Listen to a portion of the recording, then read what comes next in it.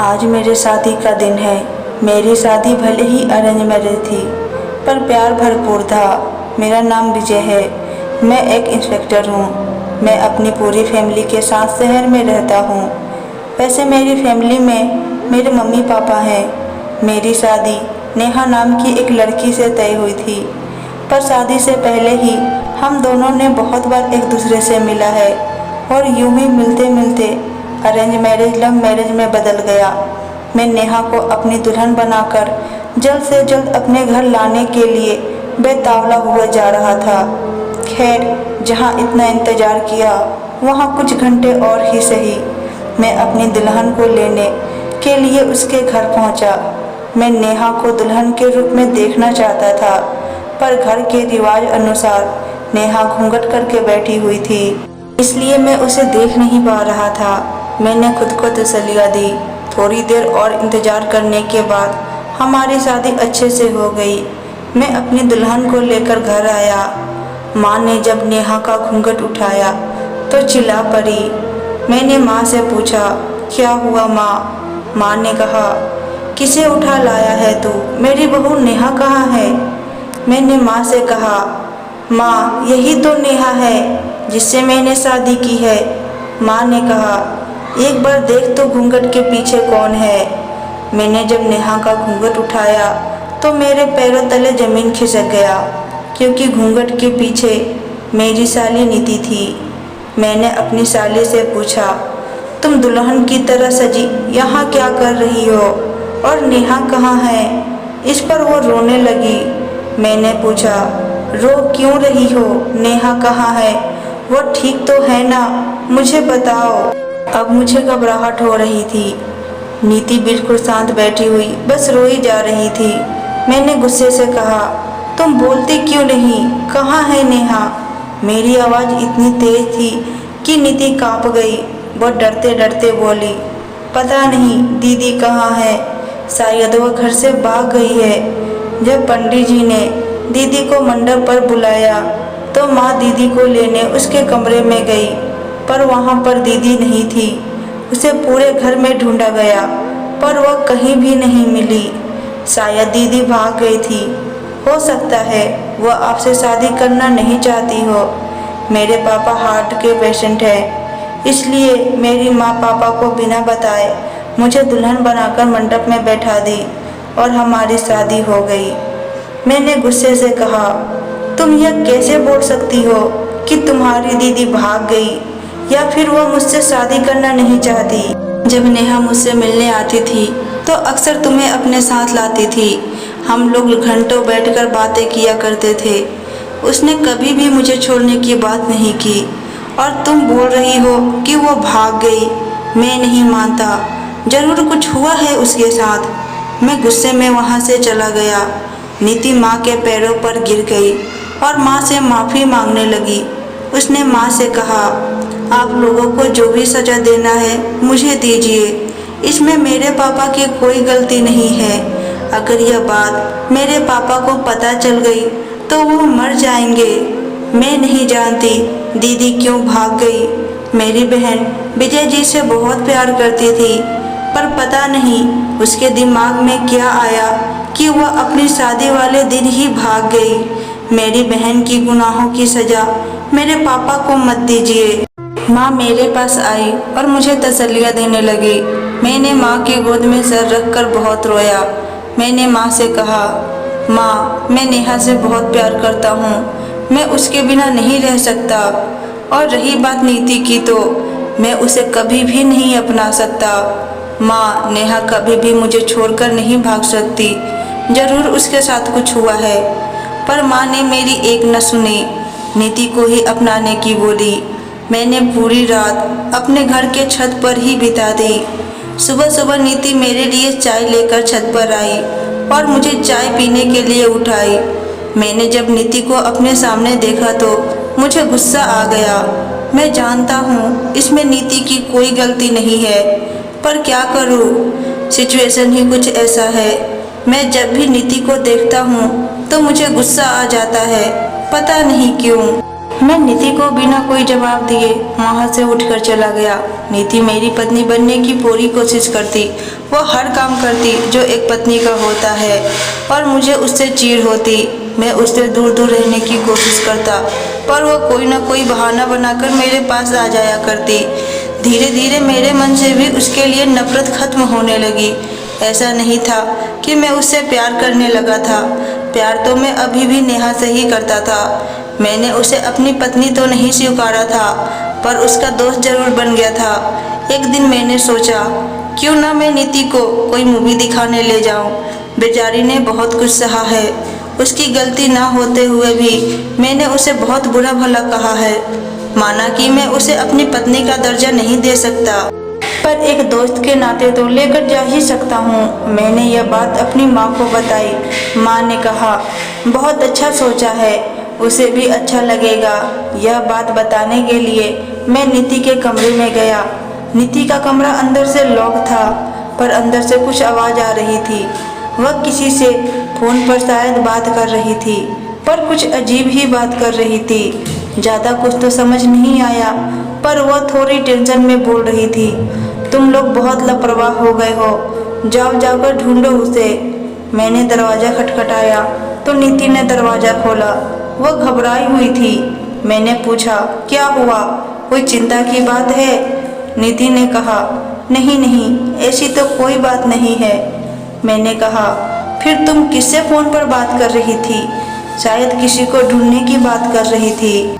उसने हिचकिचाते हुए कहा हाँ, मेरी एक सहेली का कुछ पता नहीं चल रहा। पता नहीं वो कहाँ चली गई है। तो उसी के बारे में मैं अपनी दूसरी सहेली से बात कर रही थी। मैंने उसे तसल्लियाँ दी और अपनी बात बिना कहे वहाँ से चला गया। थोड़ी देर बाद माँ मेरे पास आई और मुझसे पूछी कि तुम लोग कब से जाने वाले हो? मैंने माँ से कहा माँ, दरअसल नीति की एक सहेली का कुछ पता नहीं चल रहा। नीति थोड़ी परेशान लग रही थी इसलिए मैंने उससे कुछ कहा ही नहीं।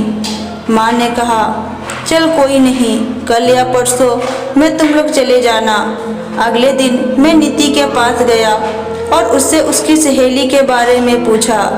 पता नहीं क्यों जब मैंने उससे उसकी सहेली के बारे में पूछा तो वो हड़बड़ा सी गई और बोली हाँ हाँ, मेरी सहेली मिल गई है। मैंने कहा तो फिर तुम इतनी घबराई हुई क्यों हो? अब तो कोई टेंशन की बात नहीं है। तो नीति मुस्कुरा दी।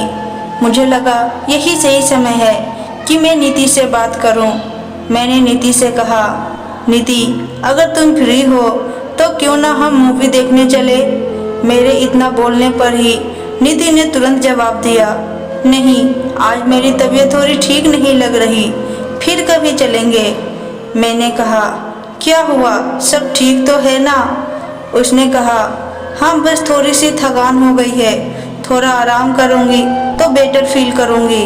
मैंने कहा ठीक है, तुम आराम कर लो, मैं चलता हूँ। एसी वाले रूम में भी नीति के माथे पर पसीना साफ साफ झलक रहा था। मुझे लगा शायद नीति को कोई परेशानी है जो वो मुझसे बताना नहीं चाहती। मैं यही सब सोचते सोचते बाहर चला गया। शाम में मैं और नीति मार्केट गए हुए थे सब्जी लेने के लिए, पर मार्केट में मुझे नेहा जैसी एक लड़की दिखी। मैं खुश हो गया। मुझे लगा कि वो नेहा ही है। मैंने नीति को भी दिखाई। जब हम लोग उस लड़की के पास पहुँचे तो वह कोई और ही थी। मैं बहुत मायूस हो गया और घर लौट आया, पर मेरे दिमाग में अभी भी वह घटना घूम रहा था। मैं नेहा को पहचानने में कैसे भूल कर सकता हूँ? वहाँ पर नेहा ही थी, पर मुझे कुछ समझ नहीं आ रहा था कि मेरे साथ क्या हो रहा है। मैंने यह बात माँ को भी बताई। माँ ने कहा तुम नेहा के बारे में ज़्यादा सोचते हो। तुम्हारी शादी को 3 महीना हो चुका है। नेहा को आना होता तो अब तक आ चुकी होती। अब तुम नीति पर ध्यान दो, भूल जाओ नेहा को। माँ ने तो कह दिया कि भूल जाओ नेहा को, पर कैसे भूल जाऊँ उसे?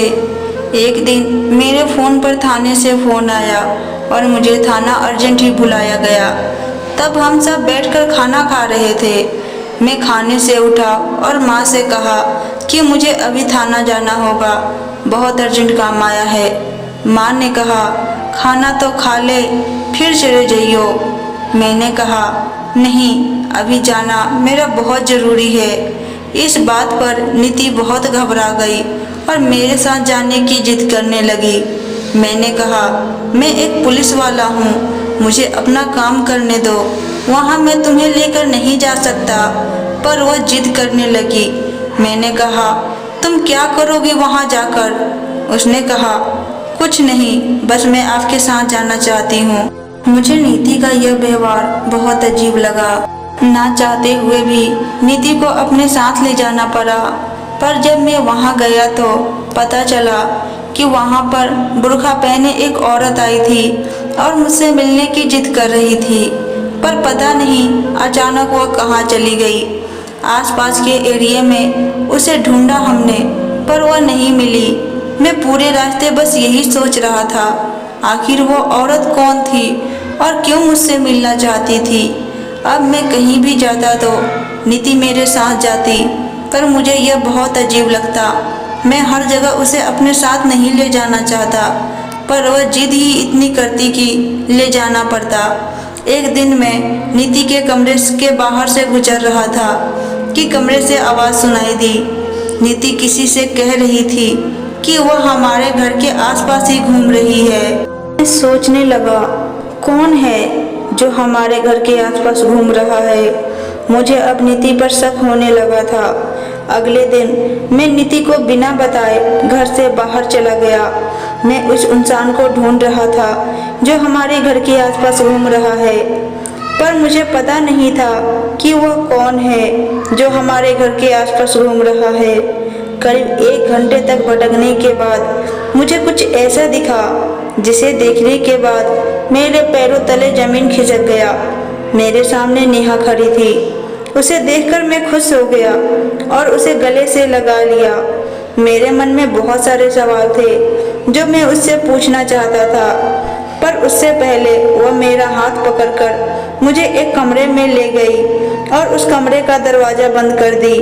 मैंने पूछा, क्या हुआ, तुम ठीक तो हो ना? कहाँ चली गई थी मुझे यूं अकेला छोड़कर? नेहा बहुत डरी हुई थी। उसने डरे डरे कहा, मैं कहीं नहीं गई थी, मेरा किडनैप हुआ था। मैंने कहा, किसने किया था तुम्हें किडनैप? मैं उसे छोड़ूंगा नहीं।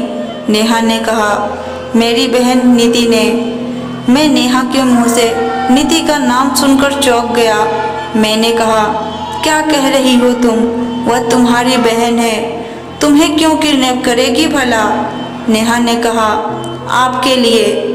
मैं कुछ समझा नहीं।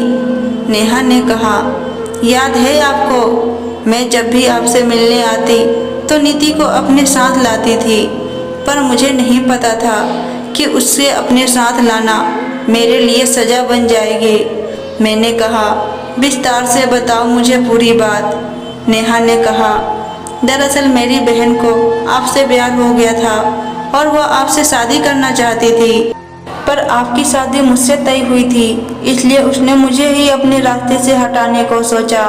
हमारी शादी वाले दिन वह मुझे बहाने से घर के बाहर ले गई और फिर मुझे कुछ सुंघाकर बेहोश कर दी। जब मेरी आँख खुली तो मैं किसी बंद कमरे में थी जहाँ कोई भी नहीं था। मेरा हाथ पैर बंधा हुआ था। एक आदमी टाइम टाइम पर खाना देने आता और फिर चला जाता। काफ़ी समय तक मैं उस कमरे में बंद रही। मैं जब से उस कमरे में बंद थी तब से ही अपने हाथ की रस्सी खोलने की कोशिश कर रही थी और एक दिन वो खुल भी गई। जब वो आदमी का आने का समय हुआ तो मैं गेट के पीछे छिप गई और जब वो खाना लेकर अंदर आया तो मैं बाहर निकल गई और उसे उस रूम में बंद कर दी।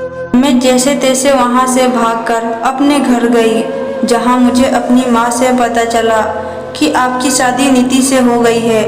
नीति ने माँ को भी धमकाया था, मुझे जान से मारने की धमकी दी थी, इसलिए जो वो बोल रही थी वैसा माँ कर रही थी। मैं आपसे मिलने के लिए आपके घर के आसपास ही रहती ताकि जब भी आप मुझे अकेले में दिखे मैं आपको नीति की सारी सच्चाई बता दूं। उस दिन मार्केट में भी मैं ही थी, पर नीति आपके साथ थी, इसलिए मैं वहाँ से चली गई। थाने में भी मैं ही आई थी, पर वहाँ भी आप अपने साथ नीति को लेकर आए थे, इसलिए मैं बिना कुछ कहे वहाँ से चली गई। आप जब भी बाहर निकलते तो नीति को अपने साथ लेकर निकलते, जिस कारण मैं आपसे नहीं मिल पा रही थी, पर आज मिल ही गई।